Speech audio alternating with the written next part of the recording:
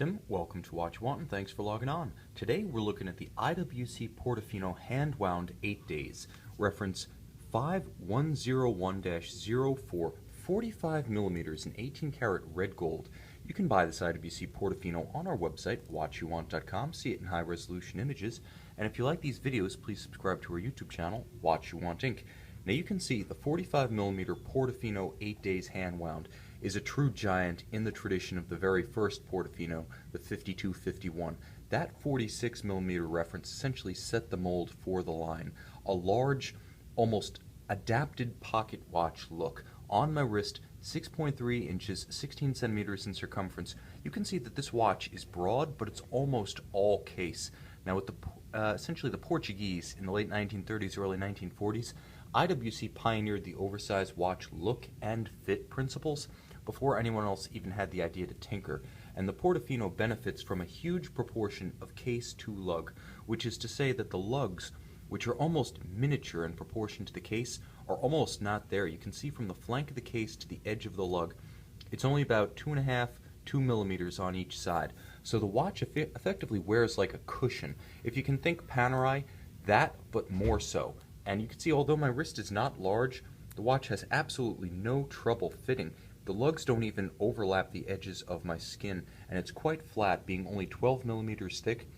Hand-wound is your friend here. This watch will not have any trouble clearing a dress cuff or a long sleeve. In fact, I'm wearing one today, and if it were long enough, I would show you how easily this watch fits under it, but it's a perfect dress reference in that sense.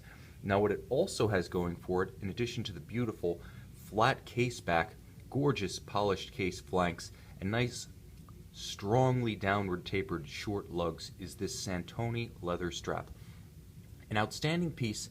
It's part of IWC's effort to add identity and a sort of upscale sheen to the Portofino line to give it a firm purchase on the IWC product continuity alongside the Portuguese, and it does this magnificently. Now you can see it's a bolstered monotone stitch, square scale brown alligator leather strap, and it has tremendous nuance to it. Let me try to get the light to capture this, but the scales actually have individual gradient tapers, dark at the point of the scale overlap. They fade to a sort of light brown, and then at the scale overlap they darken again, so there's almost a striation pattern through this gorgeous Santoni strap. And on the underside, the great Santoni signature, the orange calfskin leather on the bottom. It's not something you can see when the watch is on your wrist. It's not something that you can even see in profile. It's nicely hidden, but when you turn the watch over, you see that mark of quality, and it feels as good as it looks. Now, the pin buckle is classically shaped, but also nicely minimal in its scale, its proportions. Its detailing is all gorgeous, fully polished on every aspect. There are no unfinished surfaces, and it kind of reinforces the vintage style of this watch. Now it does look like a pocket watch all cased up and welded to lugs, because that was the original Portofino imagery in the late 70s. The original was an IWC caliber 95 pocket watch movement in a 46 millimeter case. That one, the 5251, was nicknamed the fried egg because of its combination of yellow gold and a sort of whitish cream dial. This one is a unique combination of IWC's 18 karat red gold and what they call an ardoise metallic sunburst dial. There's a lot going on here, but it doesn't feel crowded thanks to the huge ratio of dial to bezel.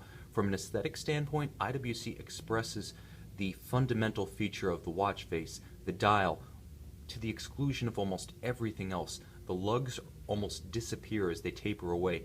Thin in profile, the bezel is like a red gold halo around the dial, less a functional portion of the watch, almost a background, with the ardoise dial taking pride of place at center. So let's break it down. Now you can see all applied red gold indices and the Roman numeral 12 at its index. The watch is spare in its detailing, but rich in the individual details. Everything from the foy hands at center, to the gorgeous and subtle gold chapter ring of the sub-seconds, to the small and thoughtful inclusions of 2 splashes of red at the lower end of the power reserve scale and the 60 of the small second subdial, give this watch personality. Thoughtful details that break up what could otherwise be severe transitions. For instance, that gold chapter ring in the small seconds. There's actually a step to the date aperture at 3 o'clock that prevents it from seeming like a sheer break from the bottom of the dial itself. There's actually a step down and then a second step down to the monotone ardoise date disc. which is nice and unobtrusive, really fading into the mass of the dial when you're not specifically looking for it. An 8-day power reserve. There's a classical, again, pocket watch style off-center power reserve right here between 8 and 9 o'clock that shows you the full scale of 8 days reserve. Now this is based on the 50,000 series movement, but unlike the automatic version, which only has 7 days of functional power, 8 days of total reserve, but only 7 of which are functionally accessible, this version of the 50,000 series caliber manual wind is able to employ all 8-day potential of the single immense mainspring barrel. So you do get a little bit of a bonus in addition to the thin profile of the case for going manual wind. Now, Arabic minute numerals outboard of each hour index allow you to trace the minutes of the hour more easily and precisely, but aside from those necessary calibrations and the subdials for the complications, it's a very clean look. With a marquee that's refreshingly discreet by modern watch standards, IWC Schaffhausen doesn't take the unfortunate super graphics trend that so many watchmakers have adopted, blazon on the dial with a huge manufacturer name, when frankly, if you're paying tens of thousands of dollars for the watch, you should already know what you're wearing. Now the case back is equally alluring. Here you're looking at a manual-lined version of the 50,000 series automatic movement that debuted in 2000 as the caliber 5000. Here, all of the winding module, the winding bridges, the mounting points have been removed to create a clean, simulated pocket watch aesthetic, and it has the look of a 3/4 bridge of a traditional pocket watch, but you can see how it's been broken up into its individual bridges for the sake of easy maintenance when it comes time to do service. There's the immense mainspring barrel mounted right here at 12 o'clock on the case back.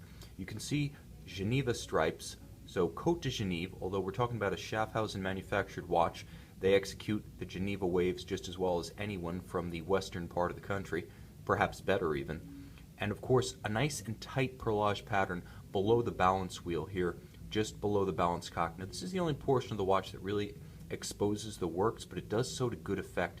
You can easily see the balance wheel, the hand-formed Breguet overcoil hairspring that allows this watch excellent timing consistency in any position, as well as shock and thermal variation resistance. So a very accurate movement.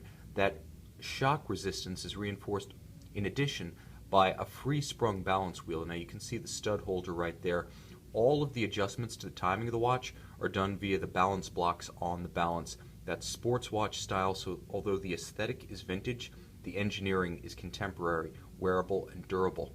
You can see the pallet and the pallet jewels beating away against the escapement wheel. And then you can actually follow the progression from the balance to the pallet, the escape wheel, the fourth wheel, the third wheel, and you can trace it all the way back to the mainspring barrel itself. So although it's mostly bridge, you can easily follow the transfer of power from the source to its eventual expenditure at the balance. So it really is almost like a miniature case study in watchmaking itself.